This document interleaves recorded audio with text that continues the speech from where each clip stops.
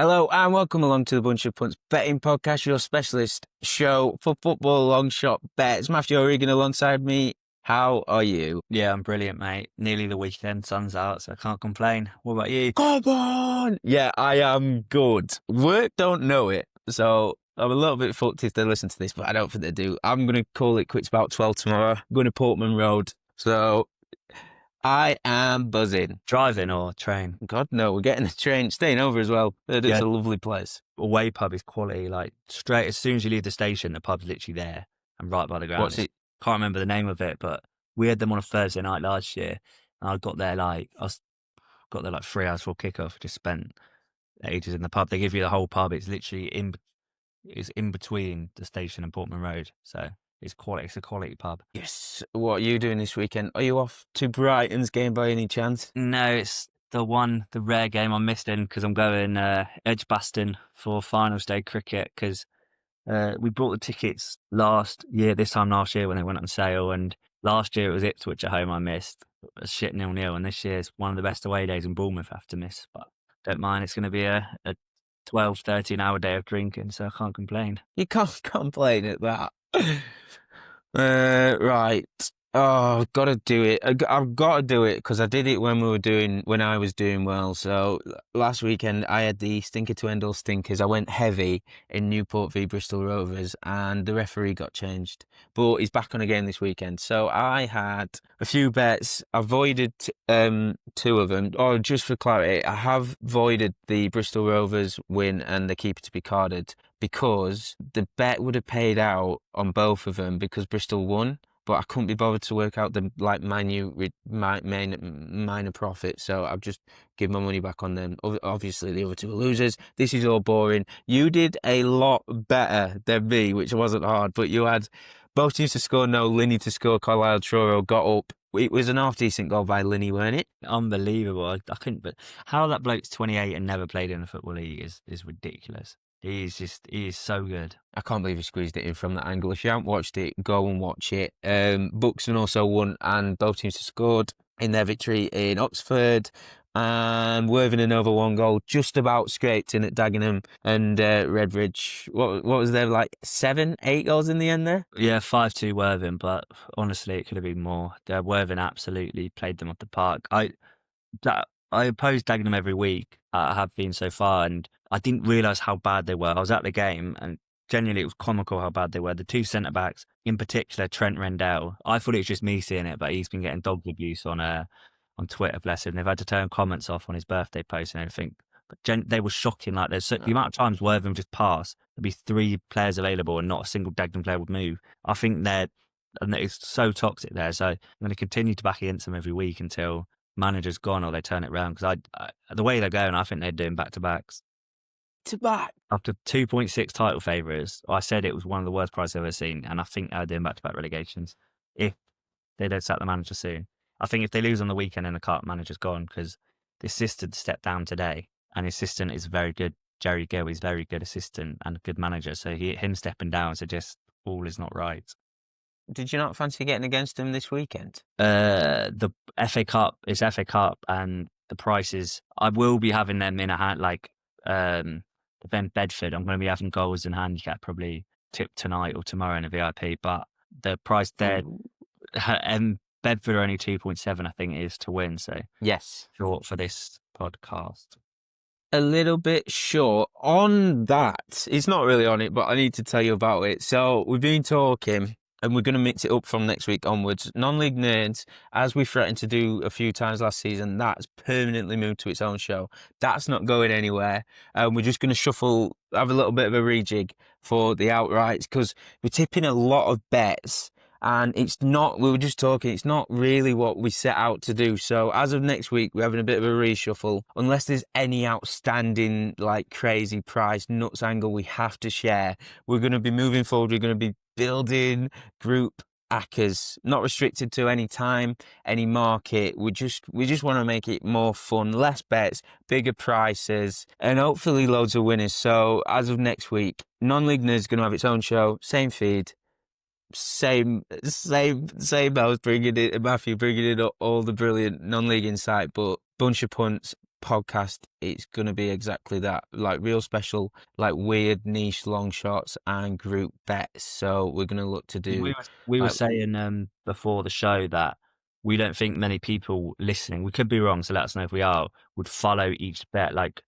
religiously with a stake. We think people listen because they like the long shot element, want a few long shots, they whack in an acca. So I think based on feedback and what we've heard and spoke to people about, we think this would be better going forward long term just to have a fun acca. And yeah, and then we said we can get different guests on every week depending on if there's any. We've already got a couple lined up potentially. So if there's any more guests that you guys would like to see, either like comment it on YouTube or Twitter, or just DM us if there's any guests you'd like to see. So yeah, we're changing it up, but it should be exciting going forward. yeah, very exciting. And on that, the sheer amount of bets, including these that we're going to share today, we're at almost 150 bets for the season. And I was saying off air, Werner Matthew, like you've got like so many good betting shows. The Propcast, brilliant, does everything you need for like stat prop bets. You've got the Anytime, no. Anytime Goal Scorer Notebook. Were you just saying that one? Yeah. Absolutely unbelievable, like really niche and like unrivaled insight. And you've got so many likewise betting shows for like hardened punters with like high quantity, like high edge, EV, whatever you want to call it, bets. Like we set out to do something different, and that's what we're gonna do it. We're gonna do it unless we are going to do it. So as of next week, non-league nerds on its own show, which it deserves. And then barring any like exceptionally nuts, like weird prices that we find, like if Bedtoner's on another game next week, those bets will be getting a separate mention. But we're going to be building less bets, more bigger prices. Okay, we're not really pigeonholing it with anything, but we're definitely going to have a joint acca that we're going to build, like more short price stuff combined. Got to be at least 10, 15, 20 to 1, and then we'll do some daft long shots. I'm really excited. I don't know about you, to start making some card tricksies and stuff again. Yeah, Goal because that's what I mean. scorers. I wouldn't say hit a wall because we've been as enthusiastic as we always are, but it just feels like we sort of not hit the ceiling sort of with how we were going. So yeah, I think it is good to freshen it up and sort of bring some new ideas, because the card tricks were good fun, and building them on site. We'd obviously be using StatSub as well. Use that tool, those tools to build it on site. So I think, and it will sort of give like the listeners an insight to how our weird brain thinks when it comes to betting. So it could be a nice avenue to go down. Yeah, boy. Yeah, that's literally. I don't want to just waffle on and say this is what we're going to do. This. All we're going to basically do is just fuck off all these singles. We'll just talk about our bets and then we'll build them as we record. And the idea is to have 2 or 3 like bigger priced tricksies, like accas, and that's it. Easier to track, easier to back, less winners probably, but when they do click, it's going to be big. That's sort of how we start, Anyway. Oh, isn't it? Like we started the whole idea of bunch of punts at first was we'd have 4 or 5 fancies argue against each other and put the best in. So it won't be going back to that format completely, but it will be elements of that, I imagine. yeah, remember that? That was the original plan. We used to bring bets and then we'd pick one of each other's to do. But like you were raging, like you weren't raging, but it must have been annoying because every week I'd be like, I don't like that, I don't like that, and the one bet I did say would lose, all the others would win. So we were just like, we're costing ourselves. I'm costing you so many points here. So we changed it, but we're sort of going back. We're just doing more accas anyway. Enough waffle about that. I am really excited for next week, but last show of the old format this week, and we've got some good bets to just contradict everything I've just said. It feels like there's a lot of big prices worth flagging this week. So yeah, it's there's a lot of good bets that are really worth taking note of. We're going to start off as ever, non-league nerds. What you got for us? Yeah, non-league sort of been carrying me a bit because EFL has been stinky. I think the last 3 or 4 slates, just looking at them, just made my eyes sore. But yeah, this week there's no step 2, which has probably been my best one because of FA Cup. But I've got 1 FA Cup pick and 2 from the National League. So I start with the early kickoff. Yeovil face Woking, and I'm on Woking win at 3.4. Shortened a bit since it opened, as it probably naturally would, because I think they're a bit bigger, like 3.7, 3.8. But yeah, Yeovil are just shit. Their manager has left, even though he won the National South with them, who's never popular, was Cooper. Yeah, this season it's sort of tethered over and he's left. They've won just twice this season, and one was at home to newly promoted Brackley. They've lost 4 of their last 5. And they're a team, I say it with a few teams like Dagenham and County. Overall, when I see them, they always seem to be sort of, I wouldn't say stupid price, but they just always seem to be shorter than they should be. And I think this week especially, they host the Woking side who uh, they were they were the first anti-post price I took for them to come top seven, and shortened over the summer. So I've been keen on them all summer, and their business sort of validating me. I know Scott was big on them, but yeah, they started awfully. They only lost 3 times in 23 games under Ardley last season, so I thought more of the same. But yeah, started awfully, but now they're 4 unbeaten, which includes a 1-1 draw at home to York, 5-0 win at home to Gateshead. They drew at Halifax and they beat Morecambe away. But yeah, they've got a really, really good team, one of the top half in the league. And with Josh Asude and Matt Ward on the wings, they've got frightening pace going forward. And I think playing away at Yeovil haven't appointed their manager yet, but they're about to. But yeah, the pressure is going to be on Yeovil, and Woking, it suits them to a T to hit Yeovil on the break. So yeah, Woking at 3.4, I think it's a standout price in the early kickoff. Staying in the National League, Boreham Wood versus Altrincham, and both teams to score 2 goals at 4.7.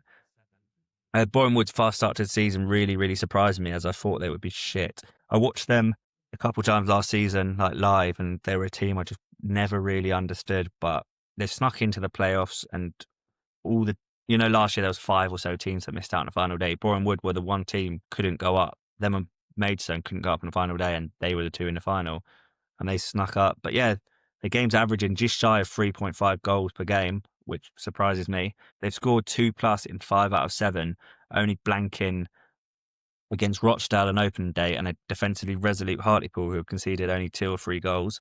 And they're Altrincham as well. They lost Regan Linney and Alex Newby to York and Carlisle in the summer. And so I thought they'd maybe struggled a bit, but knocking on the door of the playoffs, they scored 2 plus in 4 out of 8 and conceded 2 plus in 5 out of 8. So they're 2 very high scoring teams this season. So it wouldn't surprise me if there's a lot of goals. And then finally, FA Cup, Friday night under the lights, Folkestone, Maidstone. My geography of Kent isn't the best. I don't think they're that near. They're both in the same county, but I don't think it's classed as a local derby. But there'll be a bit. There's a bit there. But yes, Folkestone are step 3, Maidstone step 2, and Folkestone were in the magazine aside. I was started writing about, keen on them. I think they were 34s. But they had so much turnover in the summer. I really liked their squad, but I was like, how well will they gel? And so I left them out. But they've started brilliantly. They drew their first 2 games, both away 1-1, and then won the next 5. And their 2 home league games saw 2-1 and 4-1 wins. Their side with a lot of momentum, and it should be a big crowd in front of, as I said, a localish derby. There's 3 promoted teams in the National South in Totton, Dover and Horsham. All are in the top half. So maybe the gap between step 3 and step 2, the bottom half, let's say, isn't as big as expected. And Maidstone are 15th. I've seen them play live this season. Obviously, I was on unders in that game, and it ended 3-3. So was a shocking bet, but I watched them, they were crap. Their first goal came from a Worthing defender clearing the ball off his own player's arse and it falling there for an open goal. Second goal was a penalty, and the third was Worthing were absolutely battering them at 2-2. So went down the other end and scored 93rd minute to make it 3-2. It was just a clearance and it sort of deflected off the Maidstone players. So 2 very lucky goals and a pen. Maidstone was on the back foot the whole game. I really, really didn't rate them.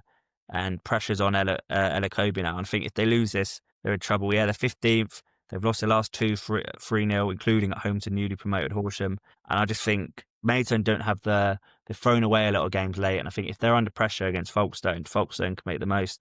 Just has the feels of a cup set. It's a local game under the lights with an out of form away team versus an in form home team, only 1 division below. So yeah, 4.1 for Folkestone to win is my final non-league bet. Lovely. I was just thinking then, Friday night FA Cup game. I wish that was on telly. It's It too would be, I early for think the it'll be telly. moved if it's on telly. It'd be BBC iPlayer or something, I presume. I Is don't know it? for sure, but I presume that's why they moved it, because they have 1 qualifying game at each round on telly. So Ooh. I don't know if it's on telly. I could be completely wrong. It could be moved for other reasons. If it is on telly, they should really be pricing player cards in that game, if they had any bottom. Be back in the Mason goalie if they're winning. He's a shithouse. Is he? Uh, oh, when, yeah, where he was, oh no, the game on TV, Pickering Town versus Runcorn Linnets, 12:30 kick-off Saturday. Bastards. But yeah, when Mato scored in the 93rd minute, so Worthing scored 85th minute equaliser, and then Worthing Mason scored in 93rd. He started like running the length of the pitch, like shushing the fans and like cupping his ears. 30 seconds later, Worth scored and he's getting dogs abuse, and he's one of the goalies that just can't take it. And yeah, Mason just panicking when Worthing coming on. They'd have time on the ball, but the Mason centre backs just lump it. They don't do well under pressure. I think they will really, really struggle on Friday. Hell yeah. Right, that's it for non-league nerds. Into naps and all our favourite bets for the weekend. And sticking on Friday night, we may as well chronological. Ipswich are at home against Sheffield United. We've both got bets for this game. And if you have been following my selections this season, you'll know what's coming over 4.5 goals because Ipswich are at home. And I've gone on about it every time they played at home. From 23-24, runner-up promotion winning season, Ipswich at home meant goals. 74%, so both teams to score, 74%, so over 2.5. But this line, over 4.5, landed in 43% of their games. Over 5.5 landed in 23%. So obviously it's lazy and it's not how it works, but 45% of the games, over 4.5 goals, 43, sorry, that equals a price. Like, it should be like 6-4 based on that season alone. I know that's not how prices work, but just as a rule of thumb. And the over 5.5 landing in 22%, like, you'd be like, value would be based purely on this at 4-1. So you can get over 4.5, 6-1, based on the record from the promotion winning season, is worth taking. It just is. The two games this season at home, 1-1 against Southampton, that was 1-1 at half time. It looked like for all the money in the world, there was going to be a few more goals in that game, but they just weren't. It fizzled out. 2-2 against Derby, that was more like it. Although it didn't really run this line close because both of the last two goals came really late. I think the equaliser was so deep into stoppage time, it must be an EFL record. But they're getting closer, and I think Sheffield United are pretty ideal opponents because we are wank, mate. Like, we're all at sea. We're bedding in this new style. Fuck knows. Nobody knows what it is. But we've got a new look back for. On paper, it looks good. Godfrey, Bindon. Who's the Tanganga? I forgot, yeah, and Burrows. But this will be, if they all of them start, it'll only be the second, like the first time that the same back four start back-to-back games. An issue is Sheffield United haven't had a shot on target on their last two away games, but I think this will just be an open game. Yeah, over 4.5 goals, 6-1 generally. What have you got in this game? You're excited about these bets, aren't you? Yeah, so I'm really keen on 2 cards each at 2.6, which I think is massive. But yeah, I've taken over 2 cards each at 8 for 1 point. Oh yeah, I forgot to mention Folkestone bet before was 1.5 points. The Folkestone winner, completely forgot to mention that. But yeah, for this one, I've got a point on this at 8. It's one of them. So I just think they're too big. Ipswich have drawn 2-2, 6 and 7 cards this season, receiving 3-2-2-2. So 2 each has landed every Ipswich game. Blades is a bit more inconsistent. They've drawn 0-1-2-0, only drawn 3 cards, but they've received 0-3-5-3. So they're a very heavy card getter. Ipswich draw a lot. So the Blades one should be fine. I think the desperation will kick in with either side. Both sides are pushing for the first win. Both sides. Sells is under pressure already, I'd say, based on the reaction at Borough away. Yeah, he's on borrowed time. Yeah, It's nuts. exactly. He's actually on borrowed time. I wouldn't say McKenna's under pressure because he's got credit in the bank, but he let go of a lot of key players, like leaders in the team. Broadhead, players like that. Morsey's gone. Who else? They loaned out a few. Wolfordon's gone.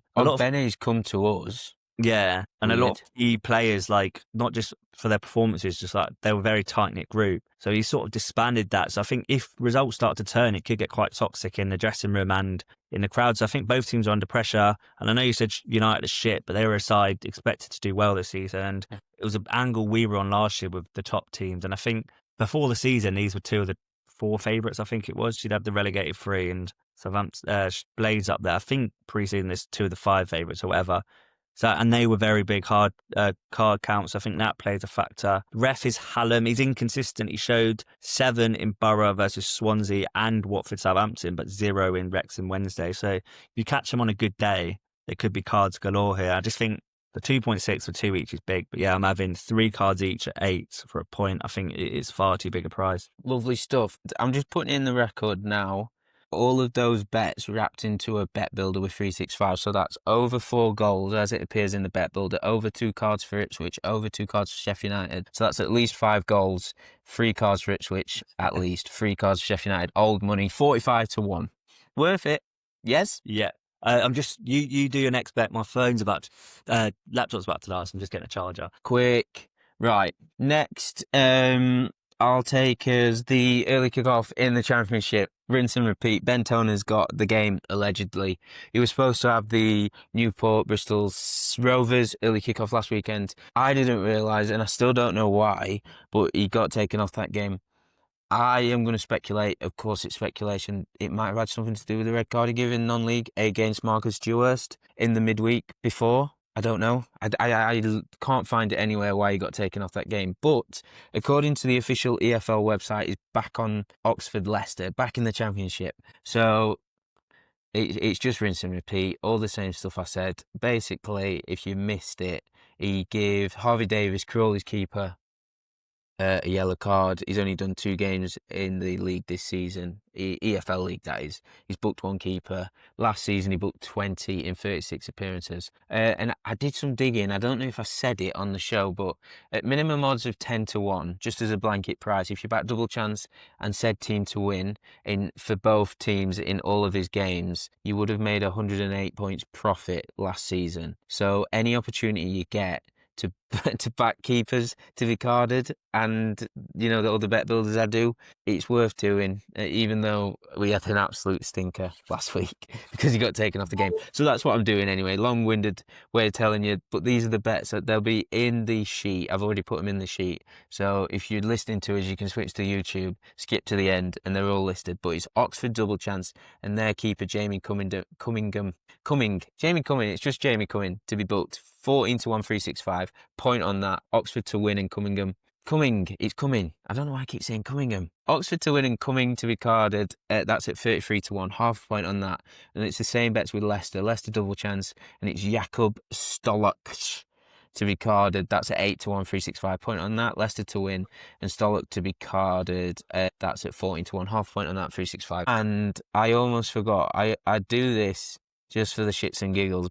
Toner did book both keepers in 1 game last season. So if you do both keepers to be carded, that's Cumming and Stolok, that's 50 to 1. And it's simple. It's basic, like idiotic stonks. But he did it once in 34 appearances last season. So 50 to 1 is muggy value. And if you do the perfect result, which would be draw, Cummingham and Stolok both to be carded, that's 180 to 1. So I've had £5, 0.1 of a point on both of them. Did you manage to pull your laptop in? Yeah, I couldn't find the charger, but found it. You are the best. Where are you taking us next? Presume we're saving the Prem ones for last, so I'll stick to EFL. Yeah, that's a good idea. We'll do that. Go QPR Wrexham. Again, presume score. I'm loving this. Again, way too short for the pod. So I'm going both teams score both halves at 15s, half a point. So player used to do all the time last season. I've only done it once this year, I think, and it was really, really close last week in Farnborough Dover. So I'm going again, 15s, half a point on it. It's just got potential to be a classic, really. But it's at Wrexham. I don't know why I say QPR Wrexham. But yeah, Wrexham QPR. QPR have already had 7-1 defeat away. Yeah, both team scorers landed in all 4 QPR games and 3 out of 4 for Wrexham. The exception was away at Millwall, a game where Millwall absolutely hammered them and should have scored more. Well, I say more, they didn't score, but should have scored, yeah. There's not really much to say. It's already landed for Wrexham in the game against West Brom. It hasn't landed for QPR, but if I fancy both teams to score and they got good records for it, it's worth a cheeky punt on their both halves at 15. So yeah, that's for that game. I like it. I was just thinking then, I'm sure, I didn't double check it, but I heard it on a podcast I was listening to the other day. I'm sure Wrexham have the highest expected goals against in the league. I'm sure I heard that. Yeah. And then QPR have got Kone, the king, is there for them. And he's bagging. He's bagging, isn't he? He's stupidly good. I don't know why. Like Swansea pissed 7 million on Adam Idah when Kone's right there. Kone will be in the Prem in the next year, if that. Big money as well, his next move, won't it? It'll have to be. Double-digit millions easily. Easily. Yeah, I can't wait. I just can't wait to see how his story develops. If we're leaving Prem till last, I'll stick in Champ as well. I've only got Champ and... I'm going to France in a minute as well. Coventry, Norwich. I think Norwich are too big. You can get them 4.75 Paddy Betfair Sky, but we do it on this pod. I'm taking the slightly shorter price, so 7-2 with 365 because of the early payout thing. So I'm having a point on them. And like Coventry are good, and there's a lot to be excited about. But I was looking at the underlying data. They've scored 14, but they're almost doubling their XG. They've generated 7.7. They've only had 10 big chances created, and they've scored 14. And they're averaging just under 7 shots on target a game, which is high. But their conversion rate is 19.4%, and I just don't know how sustainable that is. They've gone off odds on 3 times this season. One of them they've won 7-1. They beat QPR 7-1, which is fair enough. But the other two they drew. And Norwich form is mixed, but I just think they've got a striker banging form in Josh Sargent, a good manager in Liam Manning. I just think they're a bit too big. The Championship as a whole this season has been the most unpredictable league in the EFL. 20 teams have gone off odds on, only 8 of those have won. So the underdogs picked up results in 12 of 20 odds on priced favourites. Based on the implied probability of the average odds, 58% of those odds on teams should have won, only 40% have. So if you're looking for long shots, if you're looking to take on odds on price teams, the Championships, the league, based on what we've seen so far, and I just don't think I just don't think Coventry, you can get them as short as 4-6. I just don't think that's right. So a punt on Norwich, but if I were boxing a bit more clever, I'd be looking towards the Asian handicap.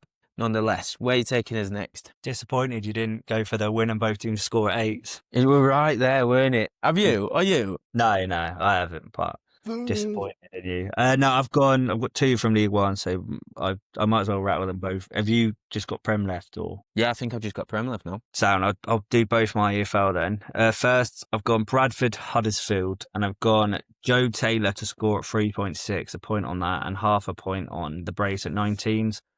Bradford have had a great start in League One. It's that 5th. A 3-1 defeat to rivals Doncaster last weekend marked their first defeat and made it a 6th game from 7 where they failed to keep a clean sheet. They've only kept a clean sheet at Northampton, the league's lowest scorers. And yeah, they've the visit of Huddersfield, the league top scorers who have scored in every game so far. Disappointing campaign last year, but the Terry's hierarchy opted for the inexperienced Lee Grant to be the new manager, who went big in the transfer window and now have an embarrassment of attacking riches. One of these is Joe Taylor, who was rewarded with a start against Peterborough, scoring 1 and hitting the post in a 3-2 victory. He worked tirelessly, played the night, he got man of the match. He's now 3 goals in 310 League One minutes and scored a brace in the 57 minutes in the 6-2 EFL Trophy triumph over Newcastle Academy. Yeah, he should lead the line again, and obviously the benefit of super sub. If he does get subbed, Huddersfield are really good.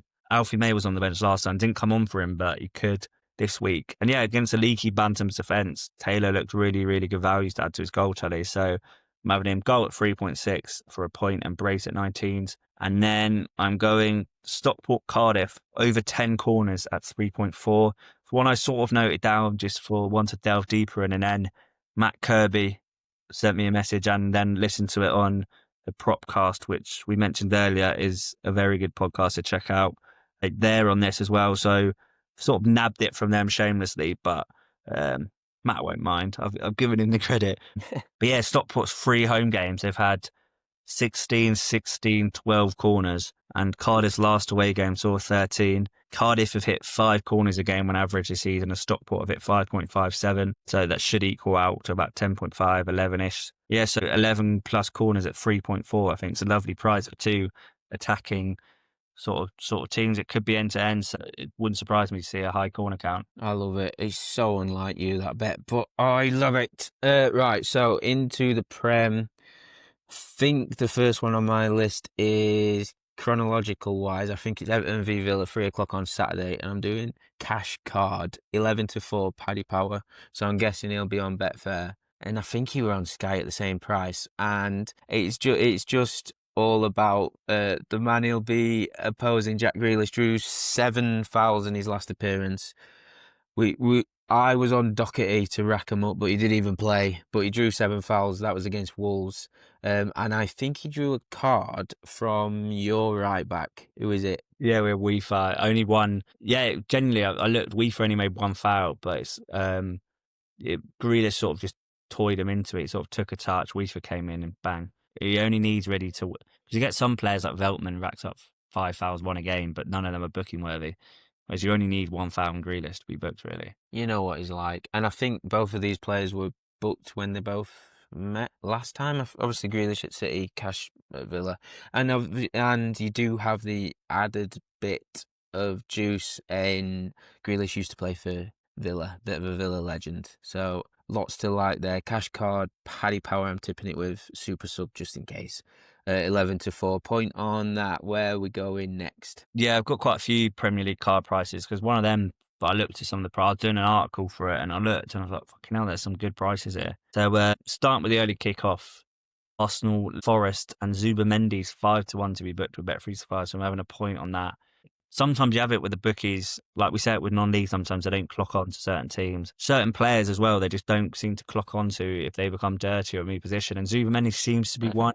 His output's gone up since he left Spain.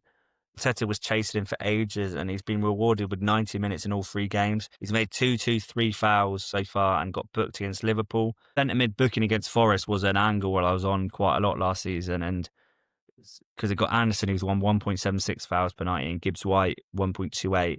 So tough opposition. And Yarmouk for Brentford made 3 fouls, and Will Hughes, being Will Hughes, made 2 fouls and was booked for Palace. So I think 5-1 for a player of Zubimendi's foul record this season against Forest is a nice price. So yeah, that's my first Premier League bet. Nice. I like it a lot. Next is, I think it's 5:30 kickoff. West Ham host Tottenham, and it's not really stats driven. It's pure narrative. Kudus I nearly went for him. I nearly went Did for you? him. I had him in the article and I nearly put it forward for this, but I left it. I'm not leaving it. There's not a lot. There's not a lot really to go on. But he's 5-1 for a card. West Ham fans hate him. 5:30 kickoff, which means they'll have had a day on the booze. I think. By the way, Matthew, I think 5:30 is a perfect kickoff time. You know, as a match going fan. Oh, it's the best. I love it. Like, for me, it's hard because Brighton's so fucking far from everywhere. If it's like a London away day, 5:30 is perfect. But if we're having like, actually, I suppose a northern one is still like all day on the booth. So yeah, 5:30 just seems to be livelier games as well on TV, I think. Yes, livelier. It's because you can go out drinking, watch all the other scores come in, across all your bets and that, and then you get to go and watch your own team. I just think it's perfect. And it's part of the reason why I like this bet, because the West Ham fans are angry about him going to Tottenham and they'll have been drinking. And I know the London March all day. The London March all day. Oh shit, yeah. So they'd be double riled up. Oh Jesus. Yeah, so I've tipped him to be carded. I'm also having him to cardies with Paddy Power and all them. Half a point on that. Half a point on him to score and be carded. Same reasons. He's actually been scored. He's scored and been carded or worse twice over the last 2 seasons in the Premier League. The last time it landed was when he scored and then he was sent off for West Ham against Tottenham. So it's just so much narrative here. The goal and card 16-1 with 365. Half a point on that. I think that's the best price. It might be worth checking though. That was the best price last time I checked. Where we're headed next? Yeah, so it's our game that I'm missing. Bournemouth Brighton. There's quite a few decent prices here. So I'm on Tyler Adams to be booked at 5-2, 1.5 points. Veltman to be booked 3-1, 1 point, and Semenyo to be booked 3-1, 1 point. All of which Sky Bet. So you got Veltman, master of shithouse 3. He offers fuck all going forward, so he leans on winning cheap fouls. He won 4 of them against City. So he sort of gets the ball, goes to go forward, realises, oh shit, I can't run here, and then just backs into the attacker and wins a cheap foul. So they're never really bookable offences, but it does wind up the opposition. Yeah, it makes Semenyo an ideal matchup. The Ghanaian loves to run at defenders and has made at least 2 fouls in each of his last 6 games and got booked against Spurs. I was looking just before we started. I've got it in my notes here, separate notes. But Semenyo, actually, I hate head-to-head records, but it's quite an interesting one. Was booked both games against us last season. I remember the away game, Veltman was sort of in his head all game, and Semenyo made 4 fouls and was booked. And then at home, when we were at home, he got booked, clattered late into Lamptey, and then Weaver came on and got booked. So the right back and Semenyo were booked in last year's home game. So I think, yeah, nice prices, yeah. Veltman booked in his only game this season for a late foul, averages 0.5 yellows per 90 across his last 11. And Tyler Adams is sort of my go-to booking bet. He averages 2 fouls and 0.36 yellows per 90 last season. Midfield rivals often rack up fouls against Brighton. Lukic and Berg combined for 7 with for Fulham. Lukic should have been booked after 5 fouls. Tim Irabunam, I think that's how you pronounce it, the Everton player, and Dewsbury Hall were both booked for Everton, while Silva made 3 fouls for City. We'll probably line up midfield 3 of Ayari, Baliba, and then Rutter will be buzzing about. So I think Adams is in for another tough afternoon, and he's 5-2, so I'm having 1.5 points on him. I've got one bet in the Prem before I go France, and to be honest, it's something we always do in Sunday Club. It's from the Manchester derby, and if there's a game that you think has a slight chance of being absolute shite non-event, I just do no goals, no cards. It's 310 to 1 with Paddy Power and Betfair. I've had 0.1 of a point on it. Last time they met, 0-0, pretty forgettable. And Anthony Taylor's the referee. He's a bit hit and miss when it comes to cards. He can either go fucking nuts or he can just forget him. So like, I think we might get a run for our money, but it's just one of them. It could be over in seconds, but if you just keep backing it on Super Sunday at these odds, it only needs to win like once in a decade. So I've got to do it. Although I'm losing a bit of faith in him, but we might get a run for our money. So no goals, no cards in the Manchester derby, just in case it fails to live up to what I'm sure Sky will build it up to be, which is good, and I think it's going to be shit. So no goals, no cards. Where are you taking us next? Yeah, to Palace Sunderland, and it's sort of a dream matchup here. You've been on Xhaka basically every week this season, and I'm on Hughes basically every week. And the double's 16 to 1 with Bet365. So it's tempted to have. I've personally had 1.5 points on it, which is a bit degenerate, but I've had half a point for the sake of the show. As I said, like Adam Hughes is a player back every week. He's made 2.58 fouls per 90 over his last 30 Premier League games and been booked in half of these, well, 0.5 per 90, including all 3 league games this season. You'd think after 3 bookings, he'd sort of calm it down, but I think you've got to take him to how he's been doing. He's a dirty bastard. And when I saw they were playing Sunderland, I was buzzing. I get to back both of them for a yellow at 16 to 1. He escaped a yellow in the opening 2 games, but was back to his best weapon, his appetite, with a card against Brentford. You've got 2 dirty bastards who occupy the same position, with a referee who showed 5 yellows and a red in his opening Premier League game and a red in his last 3. So it's just a dream matchup, dream ref. 2 dirty bastards, 16 to 1, half a point. Not much more needs to be said. Not much more needs to be said. Yeah, them two are just beautiful. Beautiful for card backing. Last bet I wanted to flag. It comes with a major caveat. I don't think either of the players are going to play, but everyone on Twitter, like, punting degenerates. I made a note of it in my diary straight away. Basically, Rowe and Rabiot re-meet. They had a... By the way, they had a dressing room. I know for a fact, this is another shout out for someone. Keep punting. They do the newsletter. One of the best about this will 1,000% be in the Keep Punting newsletter, by the way. So I'm doubling down as well. It's got to be. Yeah, it will. It's got to be on it. They're already writing it up now. Oh, 100% confirmed? No, I don't know. No, not confirmed, but I just knowing them, this will be 100% be featuring in the newsletter. So that means It's got to be on it. Yeah. You having it as well? Oh, well, I'm going to have to now that I'm going to have double my stakes now that you'll be on it and they'll be on it. So what? Well, it's Rowe Rabiot. They had a dressing room punch up at Marseille. Both immediately got transfer listed, and like just perfectly, they both ended up in Serie A. Rowe's gone to Bologna and Rabiot's gone to AC Milan. Now the issue is, Rowe, neither of them have played yet. Rabiot hasn't had the chance. He signed on the 1st of September, and Milan haven't played since. Rowe signed like 6 days before Bologna. Beat someone 1-0. I can't remember who. I'm just searching it now. But he was an unused substitute, so it's very unlikely that both of them are going to play. They beat Como 1-0. Bologna did. But in case they do, I'm tipping them both to be carded. And if you do it with 365, you'll get voids. It's the only way around it, doing it this far in advance. But keep your eyes peeled for other firms' prices, because I'm sure it'll be bigger. But the card double is 10 to 1, half a point on that. And the red card double is 900 to 1, a fraction of a point on that, 0.1, £5, whatever you want to call it. just in case. It's like when Teo Hernandez and Dumfries play each other every Never, year. never happen. Everyone thinks there's going to be a big punch up, and it never ever happens. We were too late. We missed the boat. It was good like the first time, but there's no point anymore. But in case these two do play, have this bet. Keep your eyes peeled. It kicks off 7:45 on Sunday evening, so a rare opportunity to do some more degenerate gambling late on a Sunday evening.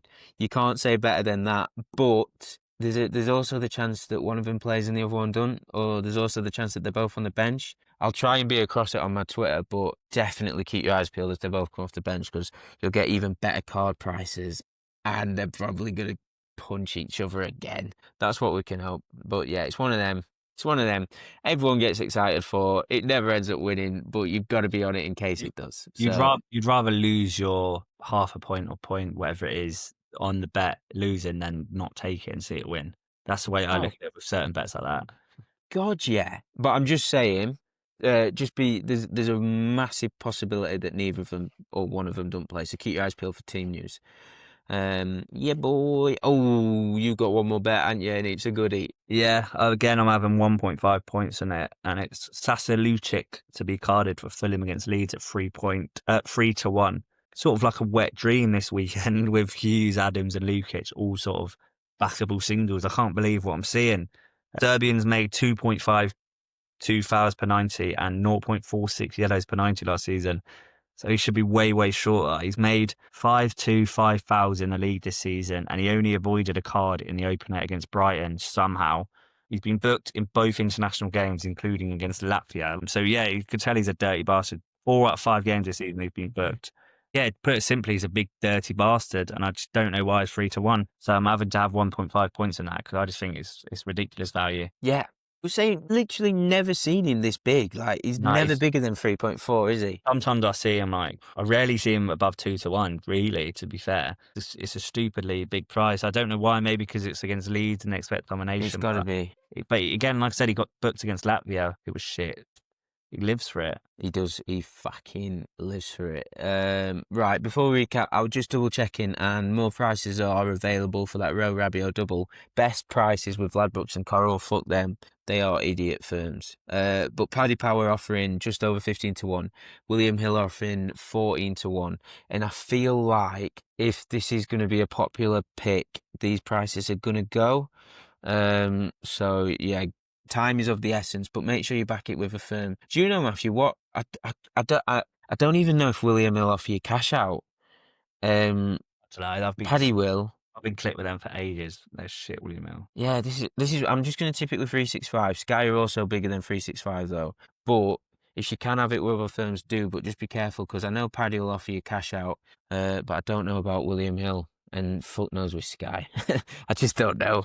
So yeah, be careful, but there is bigger prices out there. Right, before we go, are you okay just to recap your picks, please? Yeah, so I've got from non-league, Woking win against Yeovil at 3.4, point on that. Point on 2 goals each in Bournemouth Altrincham at 4.7, and then a 1.5 points on Folkestone to beat Mason at 4.1. Then from EFL, I've gone 3 cards each. Ipswich, Sheffield United, a point on that. 8, half a point on both teams scored both halves in QPR Wrexham. I've gone a point on Joe Taylor to score for Huddersfield against Bradford and a half point on the brace at 19s.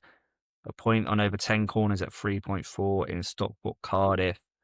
Then from the Prem, 1.5 points on Sasha Lukic to be carded at 3-1 with Sky Bet. Half a point on Hughes and Xhaka at 16-1 with Bet365 in Palace Sunderland.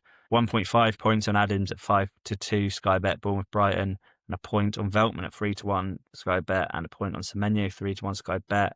And finally, Zubimendi 5-1 Bet365 Arsenal Forest. Wallop! If you are listening on... What would you listen on? But if you're just listening and you struggle to keep track, I'll just put the sheet I track it on as a screenshot at the end of the YouTube video. So it's all listed there. I have got Friday night Ipswich v Sheffield United, sorry, not Southampton, over 4.5 goals, generally 6-1. We've also done our selections combined over 4.5 goals, over 2 cards each team, 45-1, 365. I'll just say it. 0.1 of a point on that, just cheeky fiver. And then Championship early kickoff, Oxford Leicester. I've done every combination and both keepers to be carded. So it's Oxford double chance and Oxford win and coming card. In both of those bets, I've had a point on the double chance at 14 to 1, 365, half a point on the win at 33 to 1, and then the same for Leicester. So Leicester double chance and Leicester win, both separate bets alongside their keeper Jakub Stolak to be carded. And the win is 14 to 1, half point on that. The double chance is 8 to 1, a point on that. And then I've also done both keepers to be carded at 50 to 1 with 365, both keepers to be carded, and the draw just in case, 180 to 1, 0.1 of a point on each of those. League One, Owen Rabiot to be carded, Rowan Rabiot both to be sent off. Best price is around 15 to 1 with Paddy Power, but I'm tipping it with 365. So we get the void. I'm confident you get the void. 10 to 1 with 365 card, half a point, red card each, 0.1 of a point, 900 to 1. Back to the Championship, Norwich to beat Coventry, 7 to 2, 365 point on that. No goals, no cards in the Manchester Derby in the Premier League, 310 to 1. Paddy Power Betfair, 0.1 of a point on that. Everton Villa, that's Saturday in the Prem, 11 to 4, cash to be carded. Point on that, Paddy Power Betfair Sky. West Ham Spurs, Kudus goal card. The card is 5 to 1, Betfair Paddy Power Sky. The goal card is 16 to 1, 365. I had half point on each of those. I think that is everything. So we'll be back next week for a new look show. Less bets, more big prices, hopefully even more winners. Matthew, thank you so much for your time. Pleasure as always. And best of luck with all your selections over the weekend. We'll see you next week. Catch you on the Flippity Flip.